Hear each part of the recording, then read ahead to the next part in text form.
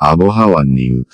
সাংবাদিক ও ক্ষুদ্র আবহাওয়া পর্যবেক্ষক মোহাম্মদ শাকিল হোসেনের প্রতিবেদনে দেখুন। আজ ২রা জুলাই ২০২৫, বুধবার। সিরাজগঞ্জে আজ সকাল ১১টার পর থেকে বৃষ্টি শুরু হতে পারে ও দুপুর ২টা থেকে বৃষ্টির সম্ভাবনা, সামনে একটানা বৃষ্টির ধারার সম্ভাবনা রয়েছে।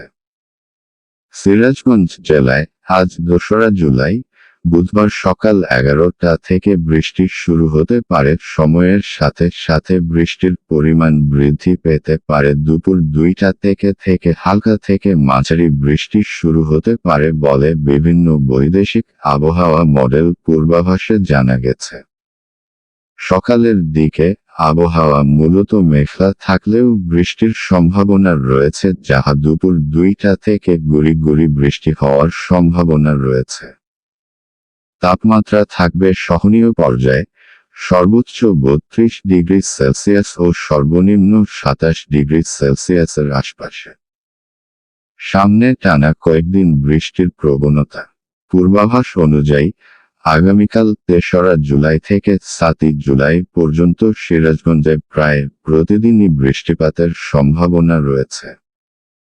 ৩রা জুলাই বৃহস্পতিবার সকাল ও বিকেলে বৃষ্টির সম্ভাবনা, মেঘলা আকাশ। ৪ঠা জুলাই শুক্রবার একাধিকবার বৃষ্টি হতে পারে, কিছু এলাকায় মাঝারি থেকে ভারী বৃষ্টিও দেখা দিতে পারে। ৫ই জুলাই শনিবার হালকা থেকে মাঝারি ধরনের বৃষ্টি, মেঘলা দিন। ৬ই জুলাই রবিবার সকালে বজ্রসহ বৃষ্টি হতে পারে, দুপুরের পর মেঘলা অবস্থা। ৭ই জুলাই সোমবার সারাদিনে একাধিকবার বৃষ্টির সম্ভাবনা।